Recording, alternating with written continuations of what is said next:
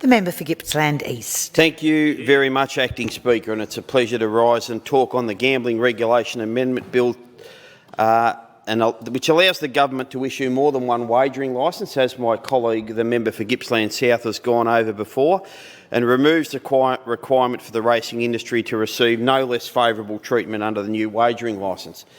Acting Speaker, finally, after all this time and all sectors of the industry wanting some action on the wagering licence, we've finally got something on the table.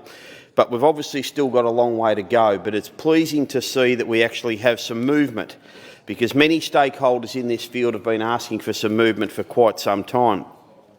Now, we've obviously got two bills in the chamber this week, one that relates to the wagering licence, which we're talking on now, and the other that relates to the point of consumption tax. And obviously those two are very heavily related bills because they go to the heart of the core funding that the industry receives, and we need to look at these two bills in a similar context to provide the security to our industry that it needs. Now, the issue with the other bill, of course, and I'll talk on this, I think, tomorrow when that bill comes into the chamber, is not all of that rise in the point of consumption tax is indeed going to the industry. The government is clipping the ticket on the way through, but we'll talk a little bit more about that one tomorrow. Speaker, I just hope that when we are talking about this bill, we've got this history of whenever we have a racing bill comes into this chamber, we have a little group that sits up the back here that wears a different shade of green than I do, that tries to use these sorts of bills that support a magnificent industry like we have in Victoria to make commentary about how bad it is, to make commentary about how it shouldn't exist. I just hope, and I notice the Greens on the bottom of the speaking list here, that we don't have that sort of rhetoric when they come into the chamber. As we heard from our lead speaker, the member for Gippsland South, there is a considerable amount of conjecture over who owns the IP in relation to the current joint venture arrangement. It was a bit disappointing to have the Minister for Racing. I know it's probably not technically under his portfolio, but it goes to the heart of his portfolio. In his 10 minutes, could shed no light on that issue that all stakeholders who are interested in securing the new wagering licence are keen to know. And I find it extraordinary that the government is at a stage where it's bringing in this bill today to talk about the wagering licence, but we still have that question, that very basic question, unanswered about who owns the IP. And when we're talking about IP, we're talking about the details of the current Tabcorp account holders. Does it belong to the current operator? Is there provision in there for it to be shared with a new licence holder?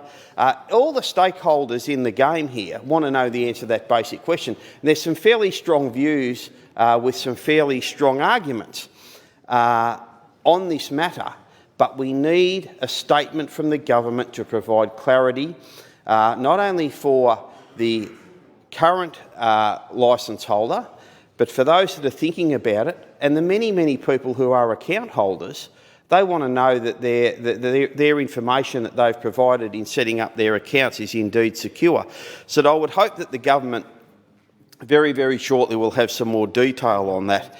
Now, in the bill briefing, and I thank the people who provided the informative bill briefing to us, but we were told in that bill briefing that the government hopes to have the wagering licence settled well before the end of this year. We're halfway through May, and we haven't had a decision on the IP. And when we're halfway through May, and I think it was late September or October, we were told was the goal to have the wagering licence settled down. By the middle of May, we should have all this detail on the table now. The current operator should know. Those who are interested in securing the licence should know. It's appalling and it's embarrassing for the government. Now, we know the government has to maximise its income from this licence. And there are many ways that the government can do this. So obviously the who owns the IP is one, but there are a number of other ways the government can do this that I really don't think it's considering in the detail. I haven't heard any commentary in the second reading speech or from the Racing Minister about how they're going to secure absolute maximum dollars out of the wagering licence. So for a start, and there's just a couple of areas I'll mention in this contribution, we currently have all the corporates that use the TAB derivatives. So the member for Nepean here, who I know puts on the odd quadrella from time to time, if he puts that on with a corporate bookmaker, they just use the TAB dividends. Nothing's paid. All the corporates use the TAB dividends on quaddies, on quinellas, trifectas, trebles, all the exotic bets will copy the TAB. Now, there is an IP issue there where the TAB is running its tote and the corporates are coming in and getting a free ride. If the corporates had to pay for that element of that, whether that's to the TAB or whether it's through another arrangement, that derives more income from the wagering licence. The technology also exists, so we have people going into a TAB, and there's one down the road in Burke Street I might have been into just on the very odd occasion, Acting Speaker, the very odd occasion. But you can actually go and sit in that TAB, watch the races on the telly and bet with a corporate bookmaker. Now, the technology exists that if you're in a venue, you should be betting with that TAB, and the other, there will be exclusive options to only bet with the licence holder. So whether that be the TAB, whether it be anyone else who wins the licence, that is another way that you can maximise the returns ultimately to the industry by making some simple arrangements around exclusivity, if you like, in venues.